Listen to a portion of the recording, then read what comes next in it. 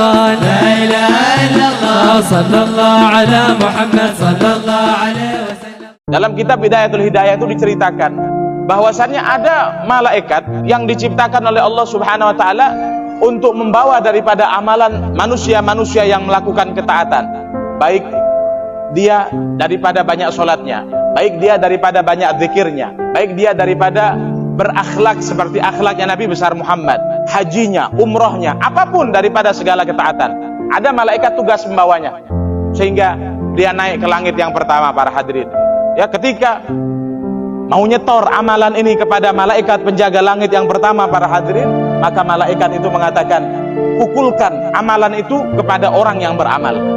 Jadi amalan yang kita lakukan tanpa ikhlas kepada Allah Subhanahu wa taala itu disuruh mukulkan. Artinya apa? Tidak manfaat.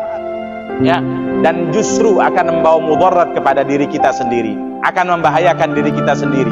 Ya, kemudian naik lagi ini malaikat ke langit yang kedua, begitu juga. Langit yang ketiga, begitu juga. Langit yang keempat, terus sampai ke langit yang ketujuh, para hadirin. Ketika telah sampai langit yang ketujuh, juga demikian, ditolak juga, pukulkan kembali kepada wajah orang yang beramal itu. Kenapa? Karena amalnya bukan untuk Allah Subhanahu wa taala, sehingga malaikat ini akhirnya membawa amalnya menuju kepada Allah Subhanahu wa taala. Dan ketika bertemu dengan Allah Rabbul Alamin, maka Allah mengatakan kepadanya bahwasannya dia melakukan amal kebaikan, amal akhirat semata-mata bukan karenaku. Maka Allah mengatakan, fa'alaihi la'nati min yaumin hadza ila yaumil qiyamah. La ilaha illallah.